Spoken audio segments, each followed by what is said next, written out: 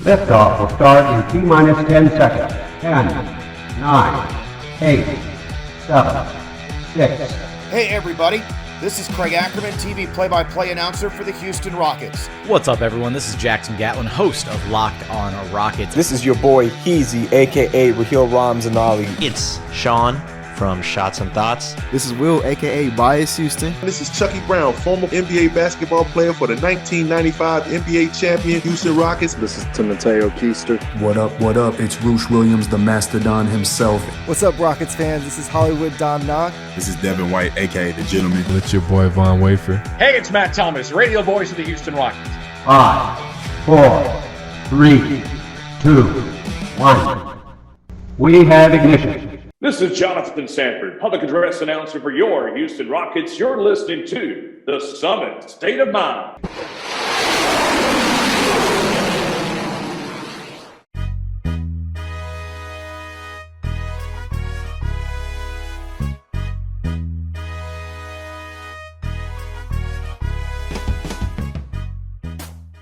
What is going on, everyone? You are listening to The Summit State of Mind, the podcast of dream shakes and step backs and everything Houston Rockets, presented to you by the Apollo Podcast Network. I am your host, your commissioner, Kenny, and of course, with me as always is my brother, my tag team partner, the guy sitting next to me, the GM, Justin. Yo, GM, how's it going today, man? Can you tell the people where we are? We're doing something a little different today for this episode. So we are here at Urban South Brewery. Shout out to Urban South Brewery, always. Wonderful people, wonderful brewery. Always a great time. Shout out to them for having us and giving us this opportunity to do this, and we're just so excited to be able to talk about the draft, talk about Christian Wood, Oh, God. But we also have to look out there. Shout out to Will. Shout out to our boy, poor guy, all love. But we're actually getting some help today. Shout outs to Apollo right quick. Shout outs to Josh. And Josh, Noah, and Garrett just kind of helping us out, getting this all filmed here. We got cameras on us. This feels a little awkward. How do I sit? Do I sit like this or do I sit like this? I'm not sure exactly what to do. How do I sit, Garrett? How do I sit? Do I sit like this or do I sit like this? Y'all should be used to video pods by now. Y'all done a couple of video pods. I've done it. Watched a few. I'm keeping it loose. Hey, everyone watch this. Y'all haven't watched the episode where they did the rewatch of the '95 finals. That was a great episode. Definitely need to go check that out. You didn't even let me introduce him, and he's already pumping us out. I love it. This is the type of content you like to see. I watched that instead of watching the end of the finals this year because I didn't want to see Steph Curry win. It's a better ending. I appreciate that. It's a better ending. I didn't need that. I was trying to protect my peace. Dude, well, one time right here, if you notice a little bit to our right, we have a resident on location guest. He only comes through when we're on location, and another on location is set for this live show. Is this 4? This is number 4 now. Jackson, Will, you had myself. Your own? This is 4. Oh, yeah. Number 4, lucky 4. True. This is the newly crowned Jalen Green numbered episode. I don't know. That might not be actually true. He tweeted out something earlier today that had 0 on it, and then we got into a panic because he told me that he was going to go to 4, and then now I don't know. Yes, we were all there. Wait. We were all there. Yes, that was the highlight of my media career so far, and hopefully that doesn't get taken away from me. I also was very aggressive pushing that last offseason. I was like, we need to know the Jalen Green number. We finally got it. I was a little bit disappointed, but I thought it was gonna finally be resolved. Back to 4, like we thought it would have been originally. He got the 4 tattoo on his hand. I was thinking that was gonna happen, but we'll see. I'm not gonna. Okay. The ship has not totally sailed yet. That's okay. You know what? I'll go with number 4, Luis Scola. There you go. I'll take that. Guaranteed. Rockets the ice cream man. Absolutely. One time for you boys. Okay. So let me introduce you properly, actually, so we can get it out there. All right. This guy's a member of Clutch City Control Room, host of the incredible Launchpad podcast. Shout outs to Paulo Alves, who's not currently here, but he's with us. He's in our hearts. He's in our hearts and spirit. Shout outs to one time Don Knock at the Summit once again. How you doing, Don? You good? Yeah, I'm doing good. Glad to be here. Glad to be here in person. Glad to be here on a day where I'm just going to say it. I believe we are 4 days away from drafting Paolo Banchero. We'll get into that a little bit later, but I just want to get my Banchero propaganda in early and often. So if y'all don't like Paolo Banchero, I know a lot of people have said that they have been upset with our agenda pushing. Well, hopefully that won't go on for much longer because everyone will be on board with the Banchero agenda starting Thursday. So I want to get that off now. I like that. And yeah, I'm looking forward to a great pod as per usual. I don't know, man. I don't know how I feel about that. It's got me feeling some type of way. He'll come around. Yeah, he will. It's okay. No, I'm kidding. Everyone will hey come guys, around. as long as number 3 helps us win games, I don't care who number 3 is. As long as number 3 comes in and helps us win games, right? That what matters. Can we be uniform on that at the very least? I'm all for that. I've said it many times. If it's Chet, I'm great with that. If it's Paolo, I'm great with that. If it's Jabari, I'll be the one that has to get on board, but I'm sure I'll find my way onto the Jabari Jungle property in due time. So that's been kind of my mantra since the lottery was, whichever one of these guys we get, that's who we're rocking with. Mm-hmm. And yeah, I think hopefully everyone will come around to that way of thinking and we won't have like a Mobley mob situation like we had last year. I think that was not good for anyone. And not at all. I also want to say, like, it's been very different transitioning from the Harden years to the years we're in now, because when we had Harden, it was like these guys say H-Town versus everyone, right? Like, no one liked Harden except for, the few Harden stands like circling around the nation and the globe.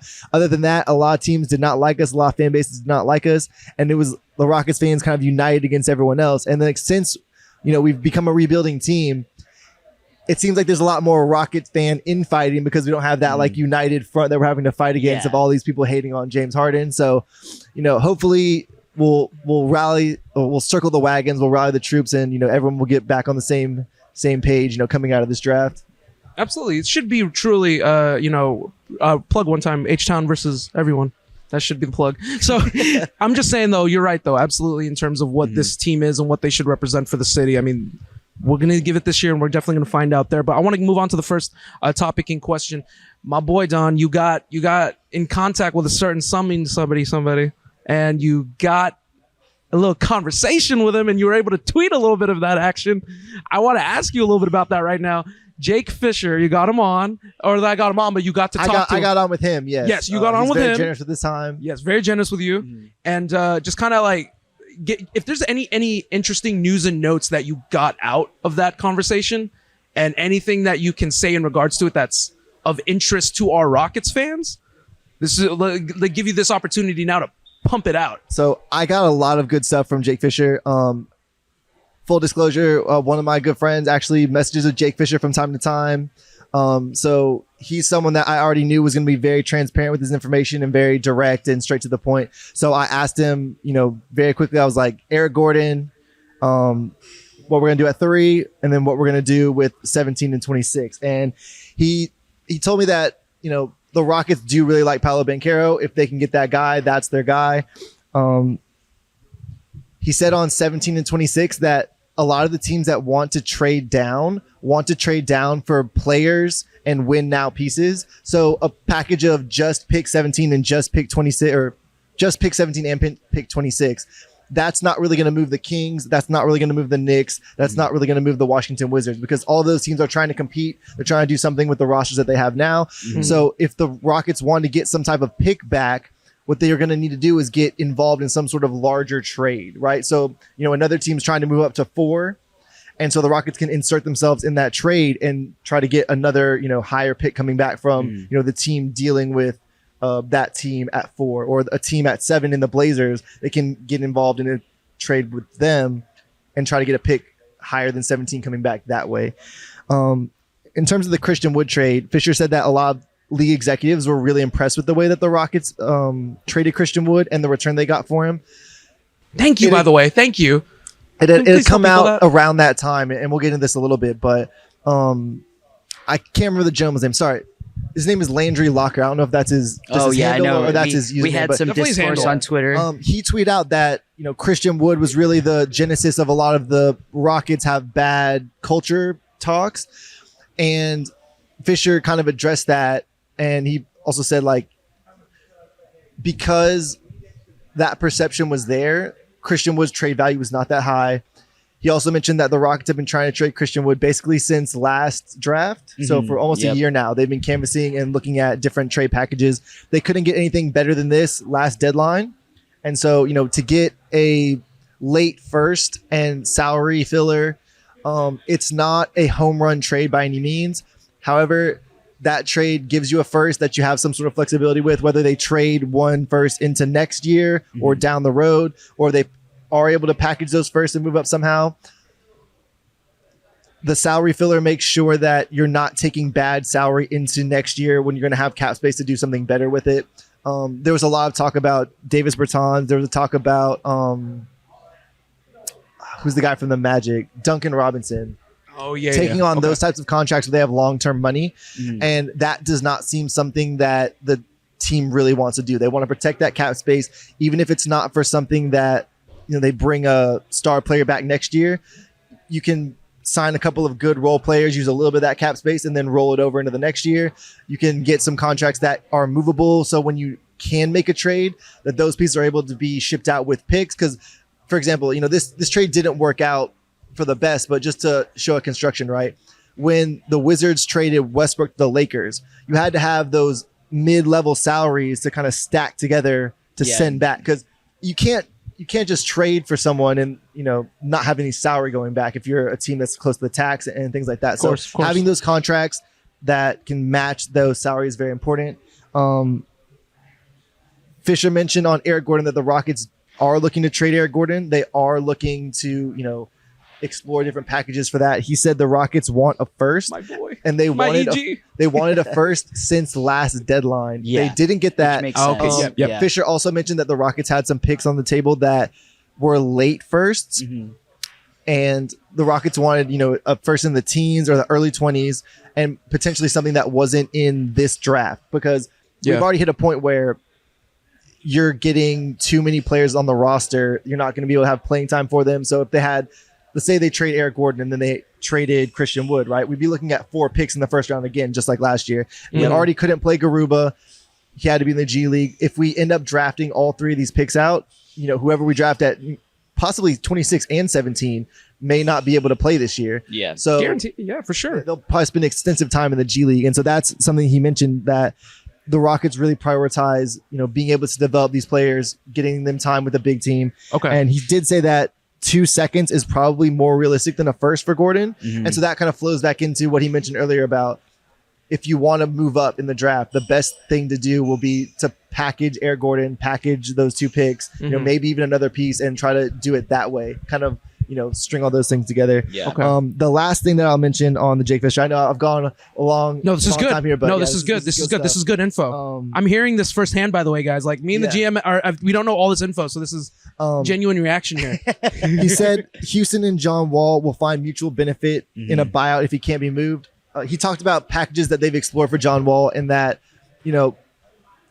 there's not a lot out there. John Wall has a huge contract. Realistically, it's like what, $43 million? I think it's 40 super max, man. 47. Yeah, that's ridiculous. It's a hard to move contract, and usually what happens when you have those super max contracts, they end up getting shuffled for one another. So we saw Westbrook and Wall move for one another. We saw Westbrook and CP3 move for one another. So you're usually flipping one of those pieces back and forth. And that's why last trade deadline, you heard the Westbrook for Wall rumors heat back up, because there's only so many of those size contracts in the league. So that was something where people were like, we can point to this. Maybe they'll flip that back. I heard that the Rockets wanted a pick swap in that trade, which I think it's one thing that I've been kind of monitoring in the Stone. I call it the Stone Age. You don't crucify me for that. But I'll advertise that. It's creative. I like it. The Stone Age. I like it. One of the kind of hallmark GM principles of the Stone Age is that like he is very high on swaps, because a lot of times teams are going to say, we don't want to give up our first,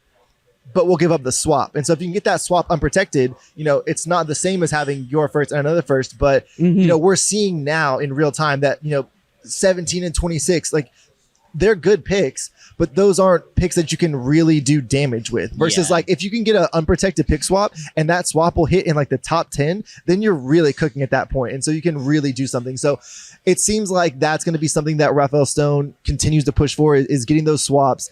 It's a lower leverage way of getting a lot more potential high value. So, a low risk, high reward type of ask from other teams. And, up to this point, it seems like other teams have been willing to play ball on those. And, and we got the swaps from the Nets. We got a swap from the Heat, from the Bucks.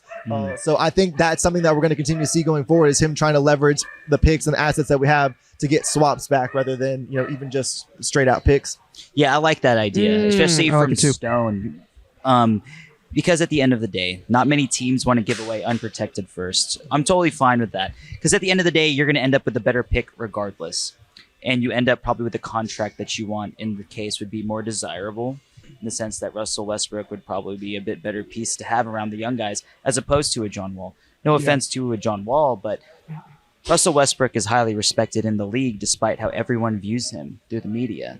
I will say as well, when you get down to a situation where you're having a big roster crunch, right? Mm-hmm. And like we are in right now, and you trade for a bunch of picks the way the Thunder have, what you end up having to do is continuing to push those picks into the future, right? Mm-hmm. Versus if you have these pick swaps, you don't have to punt any of those picks.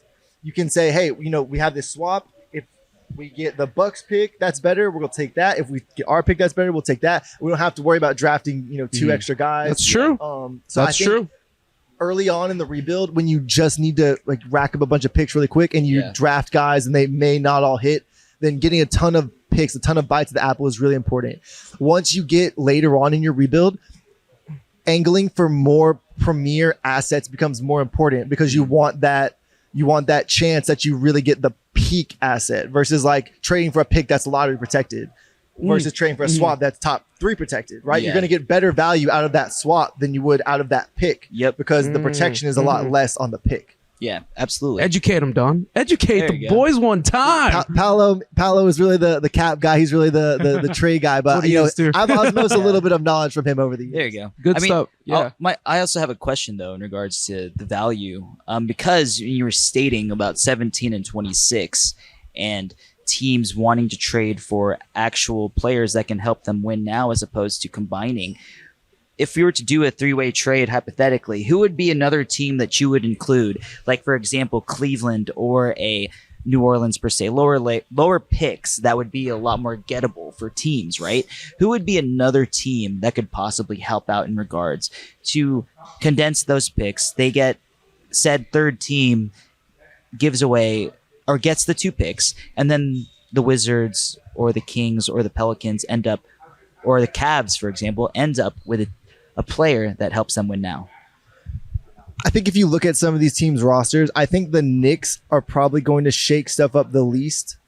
I think the Knicks need to bring a point guard in, and they can probably, I could see the Knicks trying to wait out a John Wall buyout rather than get into that type of, multi-team trade configuration. The Wizards have already shown that they're willing to do, kind of bigger deals. So obviously that's a team that I consider fairly likely. We tried to work with the Cavs on an Eric Gordon trade last year, and it didn't really materialize. But they did get into the James Harden trade, and so they showed, a propensity to, get involved in bigger deals that way. Absolutely. I think the Cavs is a place that, you could see that happening. I think the Pelicans, it's tough because the Pelicans really need a point guard. I don't think they would be a spot for John Wall. I could see the Pelicans wanting to draft Dyson Daniels, honestly. I think he would be someone that would fit really well there. Yeah, I agree. You were seriously saying that the other day. You were like Dyson Daniels. Let's get Dyson Daniels with the 7th pick. You were like, let's make it happen. And I was like, hey, chill out, bro. I think if there's a team that's really pressured to do stuff, it's Portland. Okay. So Portland, if they don't get right, I mean, Damian Lillard could ask out very quickly. So I think Portland's going to feel the most pressure. I think Cleveland still, their core is young enough that they're not going to just do a deal just to do it. They're going to only do a deal that's like very advantageous to themselves. So, of course, Cleveland, we already have experience dealing with their general manager. I think that is something that's kind of underrated in terms of how a lot of deals are done. It was brought up, the Morey tree, if you will. So the Timberwolves, the Kings, I think there was one other team that had a Rockets tie to it, but regardless, when these general managers have familiarity with one another, they're more likely to just, be comfortable bouncing things off one another. Of course. And also the time that Morey was in Houston and the general managers that were underneath him, they were very renowned for really just like anything you can think of, just throw it out there and we'll explore it. And that was kind of, I believe it was Gerson Rosas was on a podcast with Adrian Wojnarowski, and he talked about that, like they basically said no idea is bad. Throw out anything you can, and we'll sift through them and see what sticks. And so when you have that type of relationship and working relationship with other general managers, those are the people that you're going to bounce stuff off the most. So the Timberwolves aren't a team that has a high pick this year. They're at 19. But I would look to some of those teams that Stone has a lot of familiarity with. Teams that their general managers were in Houston, the Cavaliers, the Nets, all of these teams that he has familiarity with already. You see a lot of dealing like that with general managers, but they have to do it with people that they know. Exactly. Yeah, so obviously. I think that's something to watch for. We haven't really done a lot of deals with the Pelicans, so that's what makes me a little bit more hesitant on them. We have done a deal with the Blazers. The Robert Covington the Cov deal. Yeah. So I could see the Blazers. I could see the Kings because, again, their general manager was the number 2 in Houston for a while, Monty McNair. So realistically, I think there's a lot of good chances for us to sneak into a deal. I think, like Jake Fisher said, though, us just taking 17 and 26 to just push those up to, let's say 10, I think that's not the type of trade construction that you're going to see if the Rockets are able to pull something off. I think though, moving up in the draft, like, that's one thing. I know he's going to try to move back in the lottery. He's going to try to do it in some way. You acquired that 26 pick with that Christian Wood trade, so my belief is that you're using that 26 pick. But then I don't know if you saw literally in the last episode with Christian Wood, I put on my tinfoil hat I had my tinfoil hat theory, and my tinfoil hat theory is that this 26 pick is also a safety blanket just in case Stone misses on Banchero. If Banchero ends up becoming a top 2 guy as opposed to going number 3, what would happen then if at that point, if OKC just goes, hey man, we like Banchero, we're going to take Banchero at 2, and then what would Stone want? Do y'all think Stone would want Banchero that bad to the point where he would say, hey, I got the 17th pick, I got the number 3 pick, I could package you a future first. Like, can y'all see that happening? So there was a report earlier today. I can't remember who it was from. I want to say Tipping Man, but I'm not sure. Maybe it was Fagan. And they mentioned trading up scenarios. If the Rockets were really set on Banchero, exploring trading up. I don't think they're going to do some sort of catastrophic move up scenario. Yeah. I think from what I've heard, I think the Rockets like Banchero and they like Chet. So if Chet is the one that falls, I think they're not going to hesitate to take him. Yep. Yeah. Could they move up for Banchero? I've heard that they really like Banchero. So, if there is that possibility. There is a possibility that they're going to move up. Again, like I don't personally see 26 as a good enough asset to move up. Definitely 17, maybe. The thing you're getting into with the Magic is the Magic have so many players on their roster that are already, they're not A-level prospects, but they're players that are pretty good. Yeah. Okay. Right. So I don't think the Magic need to be taking 17 on and drafting more players because they already have such a crunch with Fultz. I'm sorry, who did they draft last year? I'm blanking on the name. Jeez, the guy from Gonzaga, Jalen Suggs, Jalen Suggs, Franz Wagner, right? Yeah. Like they just have Jonathan Isaac hasn't played a game for them almost in 2 years, and that's probably the player on their team that's like shown the most, honestly. Jonathan Isaac. Wow. They're in a situation where they can't just be taking on a lot of guys just to take on a lot of guys. So it would be interesting to see if they went for a pick 17. Yeah. But no, it would not stun me if the Rockets tried to trade up to 2 or 1 to get Banchero. Yeah. I think 1 would be more likely than 2. They'll probably use a Milwaukee pick or even like one of the Brooklyn picks. Yeah, I could see something like that. If they use one of the Brooklyn picks, I would think they would probably want to put some protections on it. Yeah. Because you don't want to be giving away, especially if you're dealing with a Thunder. Because we already have such a complicated pick scenario with the Thunder. I don't think you want to be giving them another really good touchy. pick. Yeah. It's very touchy. If they move up, Orlando being in the East, I think makes a difference. The Thunder being in division, in conference, we already have such a tied in future with them. I don't think they're going to give up a Brooklyn pick to the Thunder if that was the move up situation. I also do think, and Jake Fisher did talk about this, is the last thing I'll mention on that. He said that the Thunder do have a significant interest in Banchero too. They are not locking in Chet for the Thunder. So that's why I think it will be interesting. I do think 17 it's a borderline play to move up. I think it may take more than 17 to move up. Oh, absolutely. But it won't be enough. I also think that because this is a 3-person draft, because the Rockets are comfortable, if it is Chet, if they have any inkling that it's going to be Jabari 1, I think they'll be fine taking whichever one falls out of Chet and Banchero. Yeah. I like that. I'm good with that. I'm happy with that. I mean, I think at the end of the day, I've bought. I'll say this officially. I'll officially say this on the podcast. This is the first episode I say this. I've officially bought into a Banchero's a Rocket. I have come around. I've watched. Started watching highlights. I'm here for it. It's less wanting, more of an acceptance. Touche. There's nothing wrong with that. Nothing wrong with that. I think. Yeah. But I'm not in a bad way, though. though. Okay, if we pivot to Banchero a little bit here? Yeah, let's bank. Okay, this will be the. I was going to say this was going to be the last part, anyways. Okay. So yeah. So I think one thing about Banchero, I'll say one thing that I think is under talked about. I'll say one thing that I think is over talked about. And the thing I think that is under talked about has been his playmaking. Yeah. Especially pairing him with Jalen. Jalen is not a natural playmaker. If you watch Duke last year, Duke ran a very conservative, a very structured offense and didn't allow Banchero to really, be creative, do a lot with the ball in his hands and just generating in space. I think if we are to draft Banchero, you're going to see the Rockets go to a lot of stuff where their forwards are generating the offensive action.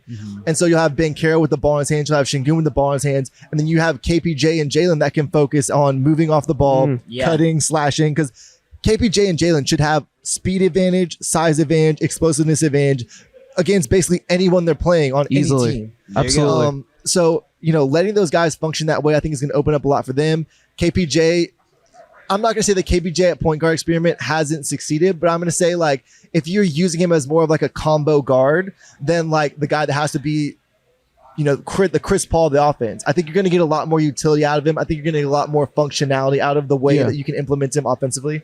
So I think Banchero, as someone that can really do a lot of offensive initiating, basically run the offense, basically orchestrate a lot of stuff.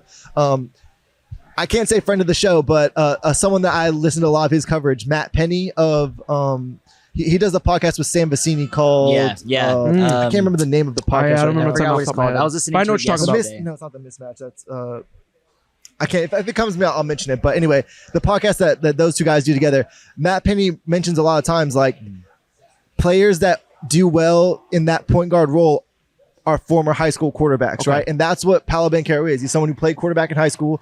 He's used to being the leader. He's used to being someone that's orchestrating and calling out plays. Absolutely. In the football context. Yeah. And I think that he can function in that similar role as part of the Rockets offensively.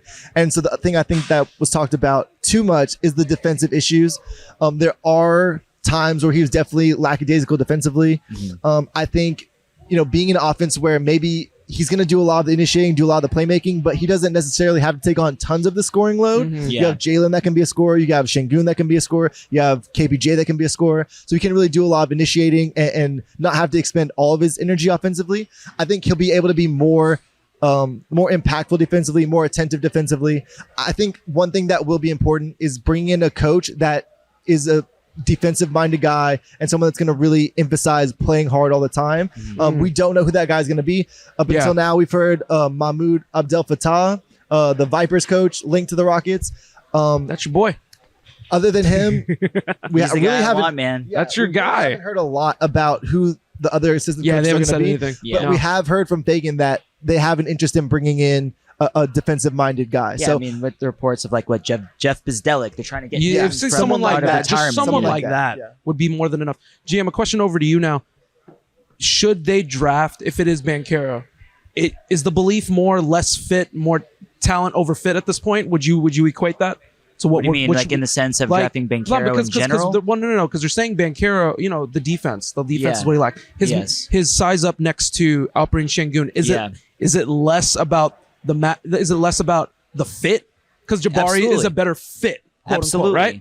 Would you agree? Yeah. Would you agree that it should be talent over fit, a la get Correa and Bregman, guys in similar positions, and figure it out later? Absolutely. I mean, at the end of the day, we have been the worst team in the league the last 2 years. Yep. So, regardless of fit, you draft the BPA, the best player available. Yeah. And in order for it to work, you put that on the shoulders of the coaches. They make it work. Raphael Stone gets the talent and the scouts, and the coaches, what they do, their responsibility is to make it work no matter what.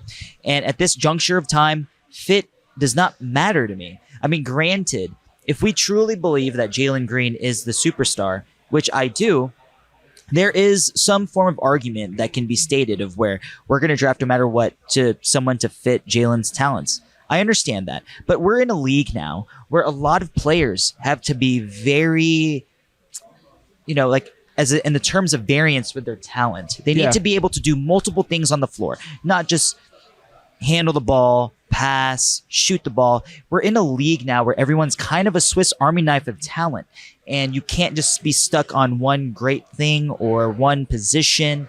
It's a very switch on, switch off type of league. So in regards to Banchero, he can do it all. And granted, the defense, it's a little overblown, like Don said, overstated. So there's not, to me, it's not as big of an issue. And I think that overall, it'll be totally good.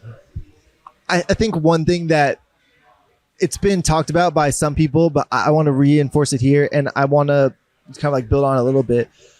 We love a lot of these guys on the roster. But at the end of the day, right, when you really get into the next Rockets team that's going to be competitive and, going for a championship, I think you have to think that a lot of these guys might not be here.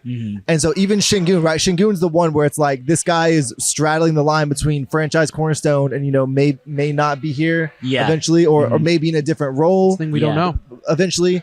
I think the reason you can't draft for fit is because we're still so in the infancy of our rebuild that you don't know which of these guys are going to be here, which of these guys they're going to move, which of these guys, are going to want something different and say, hey, like, perfect example, KJ Martin, right? A player that I like, a player that I have advocated for starting over Jayshawn Tate. His dad came out this summer and said, I don't think KJ is going to be back in Houston if they don't give him a starting role this year. So, players have their own objectives too. If a player, he doesn't want to be in a specific role with the Rockets, he may test free agency and go somewhere else. There's nothing wrong with that. And there's nothing wrong with that. You know your value. When you're drafting, right, I think you need to be very, very aware that, drafting for fit with the 15 guys on the roster that we have right now is not necessarily the end goal. You want to draft for fit in terms of we have these super core pieces, and when we need to build a team that's going to be very competitive, those are the guys that we know are going to be here. And then outside of that, you can have these other guys, see if they develop. For example, Jayshawn Tate. They say Jayshawn Tate shooting the lights out in the summer right now in practice. So if Jayshawn Tate becomes a 39% 3-point shooter, then it's definitely someone you want to keep around. But until then, right, that part of the roster can be in flux, and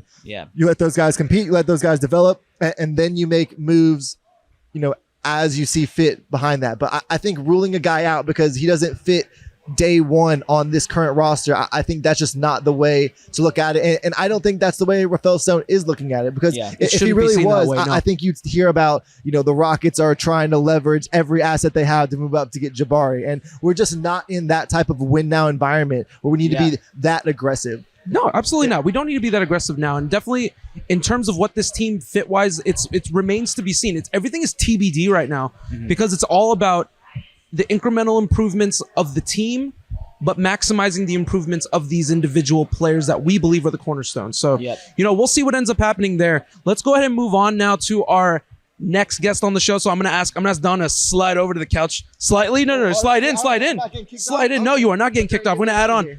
I'm gonna ask for Mr. Dex to come on.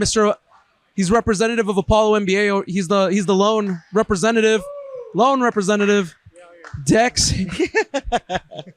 Hinton here in the house. He's here. He's live. He's got the NBA Jam tee on one time for you boys. Kevin Porter Jr., Jalen Green. That's exactly the type of propaganda I want to hear. I'm a propaganda push. I'm a propaganda person. I'm a narrative pusher. So absolutely, people don't like that, but at the end of the day, it is what it is.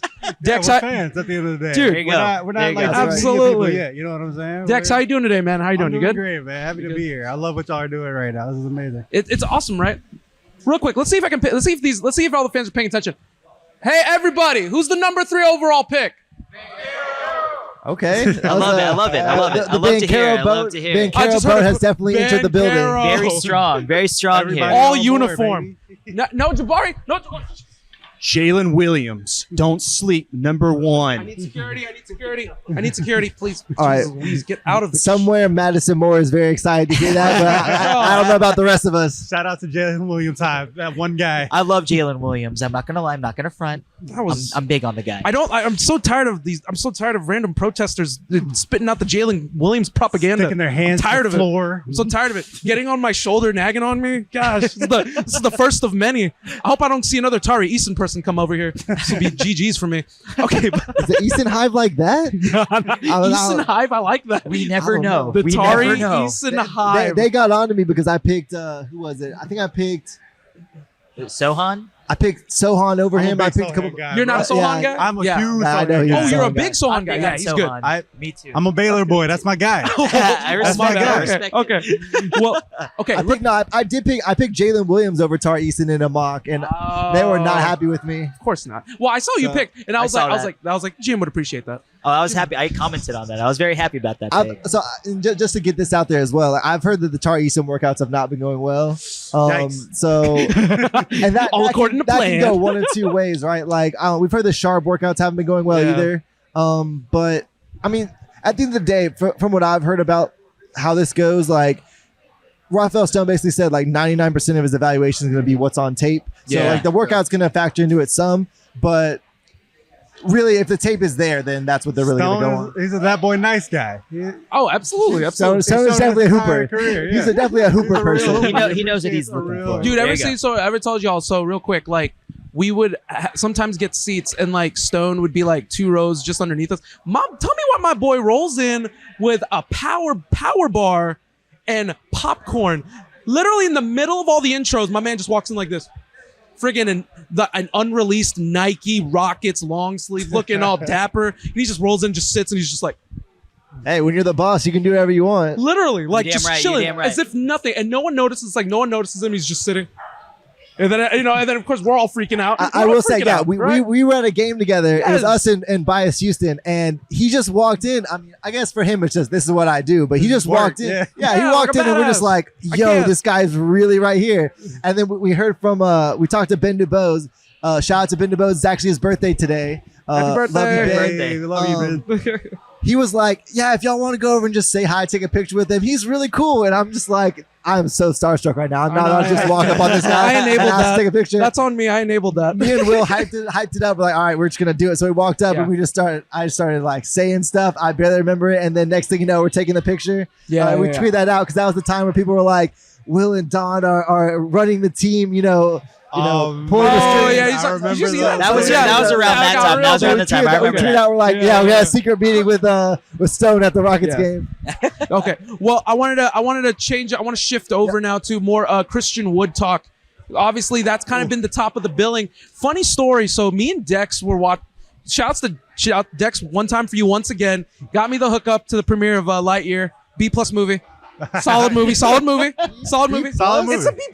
It's hard, man. It's hard. A+'s are difficult on my list, bro. B+ is not bad. It's above average. This I'm man a is Russian he's judge. a critic. He is a critic. I'm a Russian judge, dude. I gotta be. Okay, so, but anyway, so we were watching Lightyear, and this is, I think the news of the Christian, maybe a half hour before Dex. Would you Literally say? 30 minutes. Yeah. Okay, so we pull up our phone, right, and then I see the McMahon tweet saying, and I'm not putting 2 and 2 together. He said, oh, he would look nice in Dallas, or he's gonna fit in Dallas, and I was super confused. And Dex goes, yo, Christian Wood just got traded. And I'm like, wait, what? I've And been waiting for this moment my whole life. Dex lost his mind. Dex lost his mind. Tell the people how you reacted. I've been waiting. We're sitting there in the movie, like the credits start rolling. I was looking at my phone, see what time it is, all that stuff. Christian Wood gets traded, and I'm like, yo, Christian Wood, he got traded. He's going to the Mavericks. I'm like, Sterling Brown, like Boban, like what are you talking about? And I saw we got the first round pick, and I'm like, let us never insult the man that is Boban Marjanovic. and my no boy. disrespect to Rockets legend Marquise Chris, but like, you know what I'm saying? I had to see that we got that first round pick before I was like, okay, like I can work with that. I saw Boban. I will say, Boban's gonna raise the Rockets' star power. I mean, this guy He's acting. He's in commercials. John like Wick. he's gonna fit in right with Jalen Green. Right, they're gonna be able to do ads together and all this type of stuff. Locker room leader, Boban what is that? Marjanovic? Is that how you say it? Marjanovic? We'll learn. We Marjanovic? got time. We got time to learn. Yeah, we got time. Yeah. There you go. There you go. We will follow the pronunciation of Craig Ackerman. That's what I usually There do. you go. There you go. Oh, that's true. That's Remember true. the show, Craig time. Ackerman? Can Yes, we take it Craig. there? Yeah. All right, Shout finish out One the show. time, Craig. shout outs. Hi, Craig. Shout How out you to doing? Craig. Hope you and the family are doing well. My boy. But We needed a guy who could, when Jalen Green is getting fouled Well, with no that's what I calls, wanted- we just need yeah. a guy to come in and, I lay like some that. elbows. No, I will say that was a big thing last year. Like Jalen Yes. was getting bullied like half the season. I'm like, someone needs to do something about this. And I we think need like a thug. We need one. And I think like it was one of the last 10 games of the season. Like Silas finally got a tech like after Jalen got cooked in the air, and everyone was like, "This is what we've been waiting for I know, the everyone whole was, year." I remember, like, were we hooping? We might have been hooping at that point, and I think we were like, Silas gonna attack. Yay! It's like that commercial. It's like that commercial where it's like, I don't know if you see that. It's like it's like a commercial from like is it Hispanic or Mexico or something like that. And it's like a girl doing orange juice. It's like something, and then dun, dun, dun, dun, dun, and then everyone, and then a whole family lifts her up and they go, "Yay!" Oh, it's that one. I don't know. I know what you're talking about. Yeah, it's like okay, a thank Geico you. commercial. It's like a Yes. it's like my a famous God. GIF. Like I've Yes, seen it's a it. famous Why gift. not It's a famous both? gift. Yes. Porque no los dos. Oh, Now you're getting no you're getting habla- Don Julio already. no habla español, bro. There you go. There you All right, go. Tragic. So I want to. I do want to ask a question. I'm gonna ask the Dex first, and we'll go across the board. This Christian Wood trade became a shocker. It shook the core of the NBA because it really came out of nowhere. Proof that Stone really doesn't like to leak stuff. Like proof that he really doesn't like to leak stuff, as opposed to how it was in the past with Daryl Morey. There'd always be stuff leaked here and there. But like, did the Rockets pull the trigger too early? And could we have gotten a better deal if we had waited to say draft night or stretch it out to even the trade deadline? So what did you think? Do you think that it was good timing to get it done now, or do you think we should have waited, Dex? I think it was good time to get it done now. I think it gives you plenty of time to see what you can do with 17 and 26. If you can package them, if you can like jump into a third team deal, you got time to do that. You're not trying to scramble on draft night. You know what I'm saying? And Christian Wood you just couldn't bring him back this year. Is the vibe that I'm getting. Like we've seen the reports. There was some beef. We had the theories about, KPJ leaving at halftime because of Christian Wood, that kind of thing. It just seemed like a bad vibe. He's taking the ball away from the backcourt, who we want to have the ball in their hands so we can see him develop.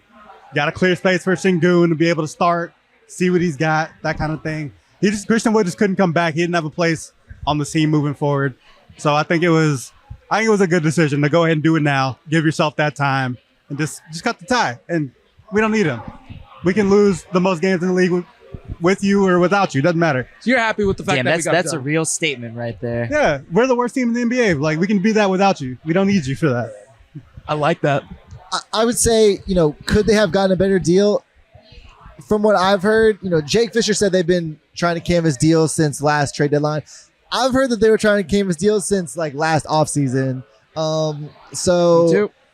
I think someone mentioned it. I can't remember who it was, but they said this was the best deal that they had been offered to this point. So could they have gotten a better deal? I think you're getting to the Family Guy situation of, can I take what's in the mystery box or can I take the boat? Oh, Whatever's in the mystery box could be anything. It could even be a boat, right? Yeah. No. But it can be a boat. Do you want It might be a late first round pick. Stop, bro. Do you wait? Who's in the top 10 that we like? Dyson Daniels. Yeah. Do you want Dyson Daniels or do you want the mystery box? But the mystery box, it could be anything. It could be Dyson Daniels. So I think So I think- overall, what did you think? this was the best deal they have been offered. I think they were right to take it. Thank you. I think the other thing, bringing in Banchero, he's going to play the 4.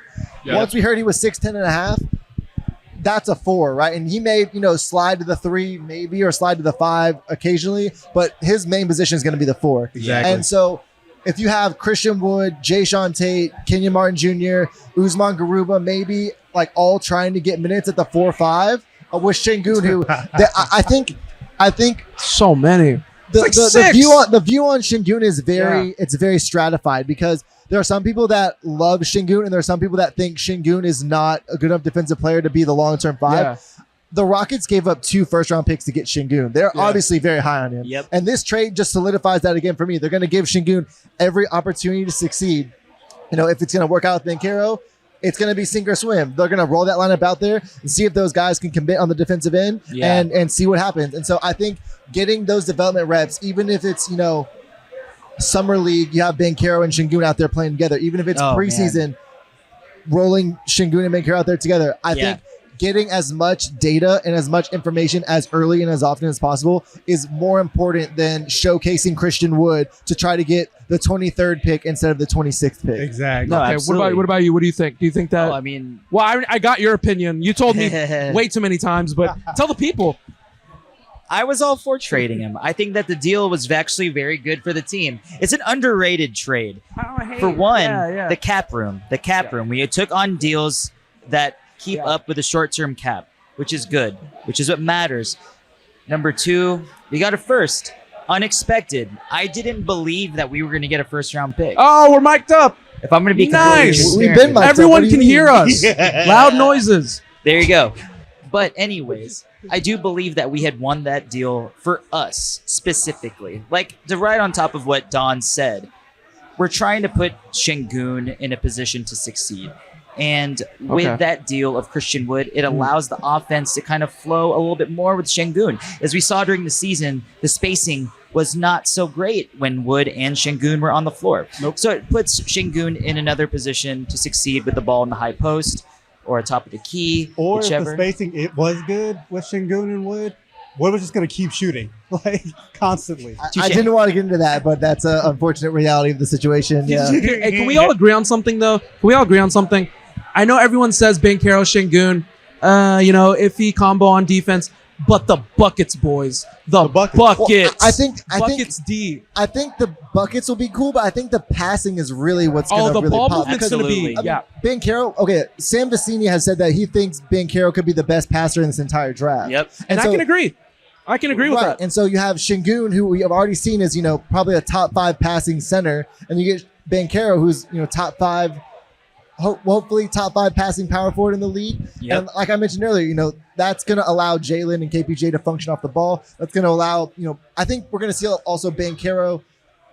You're going to see Banchero in the short roll as a screener, and then he's going to be able to make that pass to the corner and make that pass, you know, coming the other direction. And if not, I think the underrated part of Banchero's game that a lot of people aren't talking about, they talk about Banchero as like a mid-range guy and stuff like that. If you watch a lot of his scoring plays, he's not someone that really does want to settle for the mid-range. He's someone that wants to get all the way to the rim. So if you're putting him in the short roll, he's either going to get all the way to the rim or make that right pass coming out of that. And that's going to it's going to open up everything. Banchero, the one thing, you know, you hear the knocks on Banchero defensively and all that, but you never hear Banchero as a selfish player. And I think he's going to come in and it's going to help open things up. You're going to see the ball movement. You're going to see player movement. And I think Steven Silas mentioned last year that he didn't really open up the playbook. He was trying to dumb things down. Banchero is a smart player, right? We already said he ran the offense at Duke. He was a quarterback. He went to Duke. You know, Duke is a prestigious university. I think he's not someone you're gonna have to bring in and like dumb down things to, you know, ease him in. He's gonna come in. You're gonna be able to, you know, push more advanced offense on a lot of these guys right away, and you're gonna see them start to open things up and really see what Steven Silas wants to do as a coach. All right, I'm sold. I'm a Banchero guy. You got it, man. My man is sold. We good. We're good. Sold. The propaganda, we good. Sold. The propaganda propaganda got to me. Steam. This is going to be the first rookie the Rockets have had in a long time. It was like a big-time college player. Like, you know, we got Jalen Green out of the G League, Şengün out of Turkey.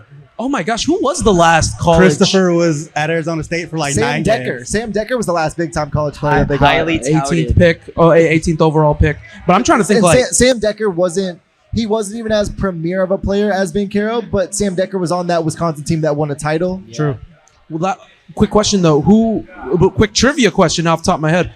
Who was the last top 3 Rocket drafted player that was drafted out of college? Yao Ming came from China. Jalen Green from the G League Ignite. Was he top 3? I believe he was number 2 or number 3. Who? Steve Francis, right? I was gonna say Steve Francis. But he was drafted by Vancouver.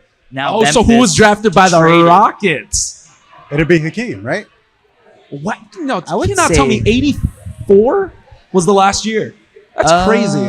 top Almost three. 40 We had almost 40 we had years sustained ago? success Wow. for years. We were good for a long time. Yeah. So I mean, That's think about crazy. it. We never get top picks. How rare were we in the lottery for?